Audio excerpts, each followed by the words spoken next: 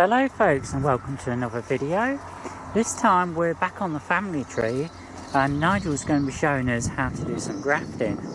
Now he's actually started it, and we thought we were filming folks, but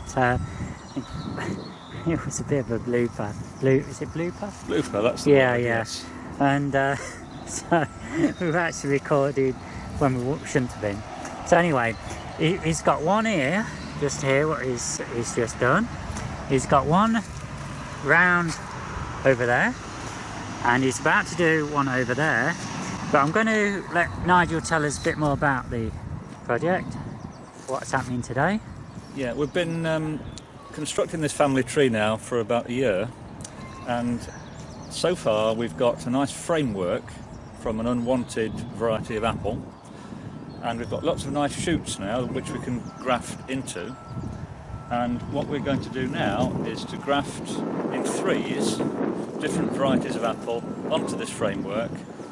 We're doing them in threes so we can put them symmetrically, so that hopefully the tree won't get too unbalanced. Okay. Though we will be able to equalise it after grafting by pruning. Yeah. If you get something that grows really quickly, then you cut it back more. Yes, yeah, Obviously. okay.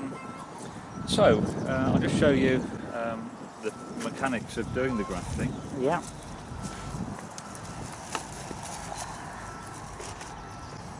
I've got my grafting kit down there, scissors, secateurs, various sorts of tape, and my cuttings, which we call scions. And hopefully I'll be able to find the one. I'm grafting a variety called Rosette. Ah, there we are, it's loose. That's the one, so I'll be grafting that. Okay. And I think what I will do, I'll probably, so it'll either be that, or that. I'm just wondering which is the best one to try. I think that's probably a slightly better shoot.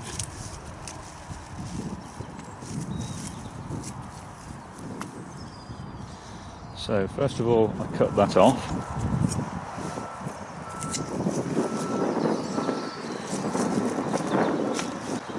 Then I need to cut a flat slope on this.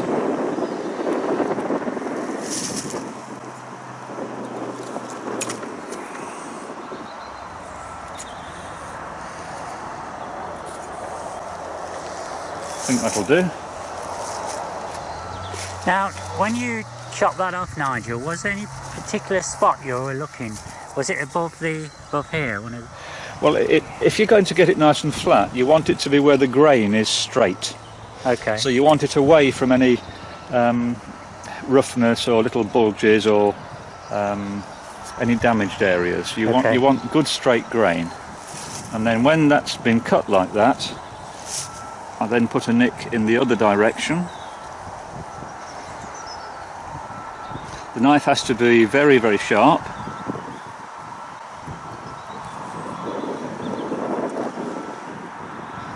Now you can get kit to do this, can't you, Nigel? Oh yeah, oh yes you can. Yeah. The reason that we do this backward cut is it helps to, if I put my knife there, you can see it will grip. Yeah. And so this means when I do the same thing to my cutting, they should key together. Just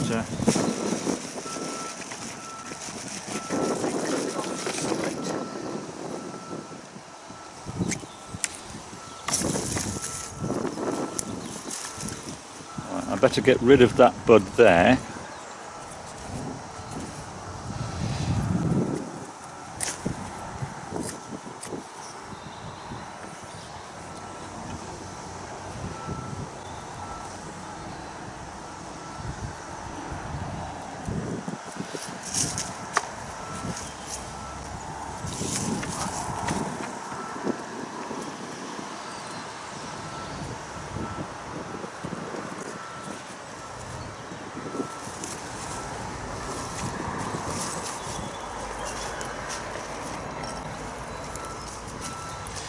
Now we cut that back to 2 buds.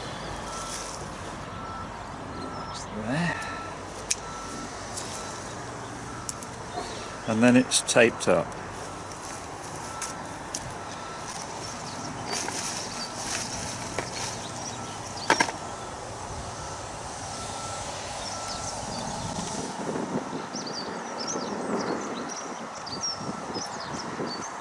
Is it a special tape you're using, Nigel? There are various sorts of tape you can use. Masking tape is okay. Electrical insulation tape is okay. You get to know after a few years of grafting which tapes are better for which situations. If your cutting is very, very fine, say 2 millimeters in diameter, then you have to use a different sort of tape to a rather chunky piece of wood like this. Right. Because you're just maximising the chance of the thing knitting together by holding it So in. is this to hold it in place or is it to keep the water out? Both. Both. You've got to make sure that the live wood of the cutting is in contact with the live wood Of the scion. of the other bit, Sorry, the cutting. the framework. Framework, yeah.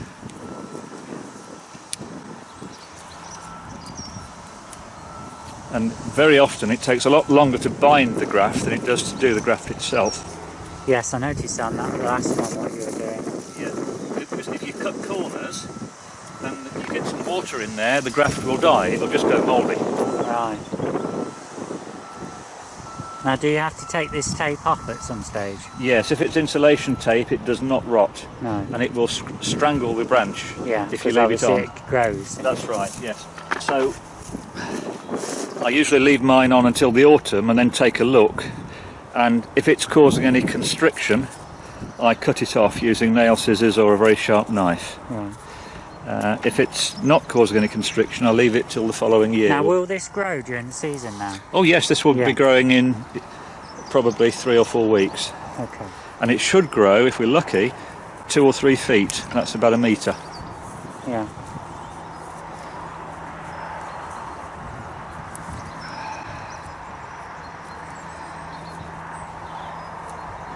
You know, you have to be particularly fussy at the top of the joint. Yeah, there's a little bit showing there. Yes, so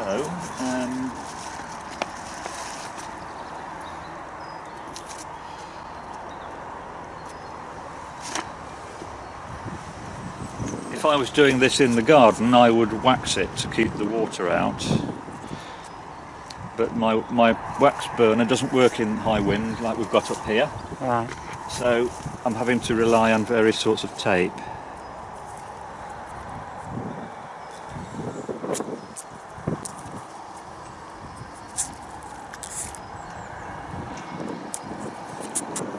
Could candle wax be used?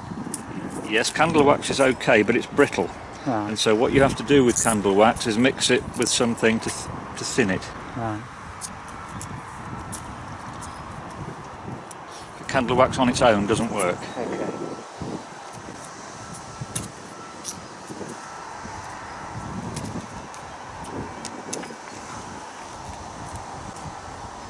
It's nearly done.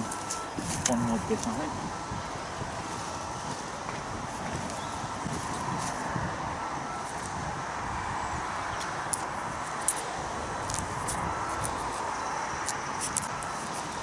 I've got to get this really watertight to compensate for the fact I'm not waxing it.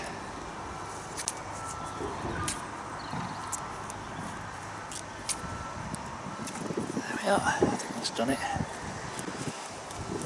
Okay. And you can see this takes quite a long time. I've got probably another 9 of these to do. 5 minutes each, it's going to take nearly an hour. Right. Yeah, but that's the process. Okay. Have you got anything else you want to share? Or I don't think so at the moment. Oh, one other thing. Yes, one. You mustn't, if you're making a family tree, for goodness sake, don't put anything like Bramley onto it. Anything that's really vigorous, like Bramley or Blenheim or Newton Wonder, not a good idea on a family tree because it'll take over. Okay. It'll stunt the other varieties and they'll just wither and die. Okay. Okay. Thanks a lot, Okay. Nigel.